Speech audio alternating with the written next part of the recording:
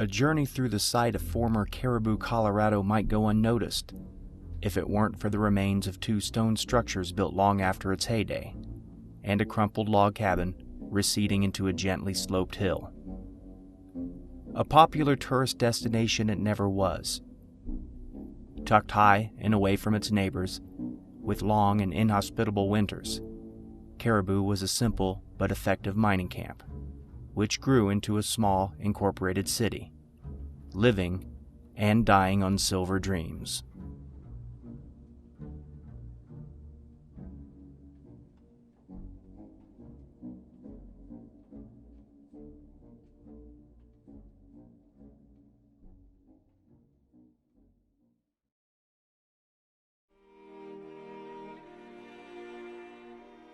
Established in 1870 and rapidly constructed after rich ore deposits containing silver were discovered in its surrounding hills, the Caribou mining settlement grew to nearly 1,000 residents at its peak, nearing 1880.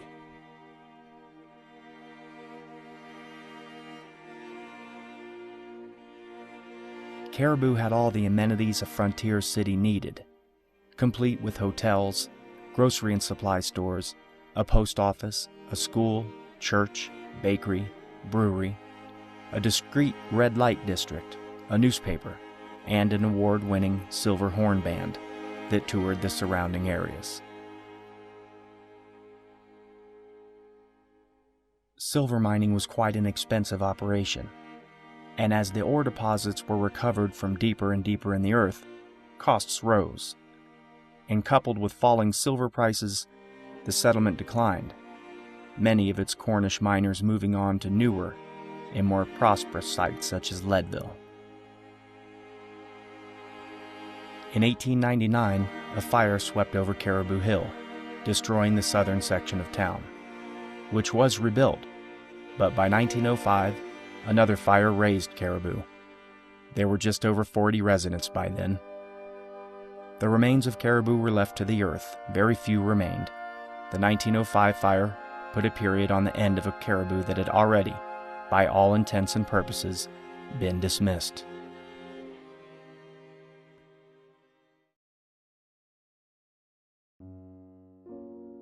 To get to Caribou from Denver, take Colorado 93 out of Golden and head north to where 72 intersects. Go west on 72 until it reaches 119 to Nederland. Once in Nederland, continue to the Rotary and take the fourth or last option west, which again is 72. On the turn, there is a hard-packed dirt road, which is Caribou Road, also known as County Road 128. Follow Caribou Road for about 4 miles. Nearing Caribou, you will see Tom Hendrick's mine on the left. Just a little further, and you will enter the site, evidenced by the remains of 2 stone-constructed buildings on the right, which were built in the 1920s and not part of the original mining camp. Follow Caribou Road up the hill, and you will happen upon a parking area. A sign that has been painted yellow marks this location. Gravitating to the sinking wooden cabin and looking down the gentle hill, one stands wondering, where was this town? Even if equipped with copies of photographs taken of Caribou in the late 1800s, it's difficult to believe that a community resided between these slopes. Hiking up Caribou Hill and looking north, one might consider that the town was located in the valley below, due to its flatter appearance and larger area. While this is not the case, a 4-wheel drive trail travels north, down into Caribou Park. The trailhead is located across from the parking area.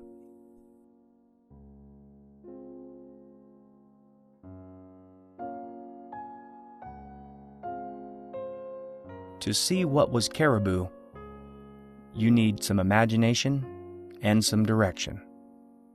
From just above the last remains of the cabin on Caribou Hill, looking east, one is looking at the former site of Caribou, approximately from where this photograph was taken early in Caribou's development. The street on the left is Caribou Street, and at the base of Idaho Hill. The one on the right is Idaho Street, with Goat Hill to its right.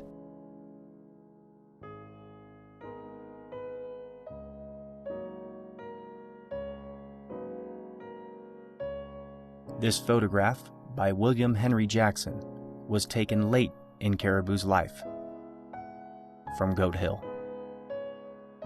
The large 3-story building in the foreground was the Sherman House, which served as a hotel and social gathering center. This photograph was taken in 2000 by John Fielder, an almost identical recreation of William Jackson's. The 2 stone structures are located here: the parking area on Caribou Hill and the sinking cabin here.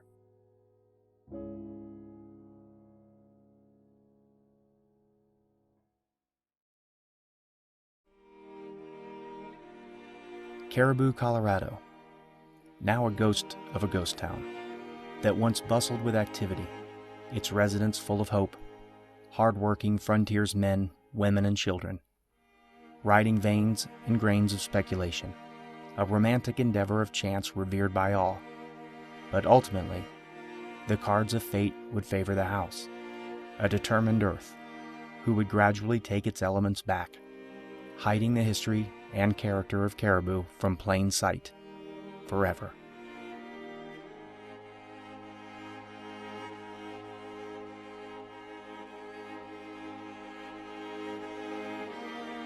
Of the 1,500 known ghost towns of Colorado, there is little to see in Caribou. Perhaps the most impact a visitor might experience would be the work the earth has done to remove the scars and evidence man once made on this charming plot of land. It is difficult to imagine a time when so much effort, the construction of a city, the creation of a harmonious community, the movement of goods and materials over such difficult terrain, residents acclimating to extremely harsh weather conditions, children born, schooled, and creating families, folks risking everything for a new start. All of this and more for a substance locked within a substance, buried deep, that's value fluctuated with the whims of mankind.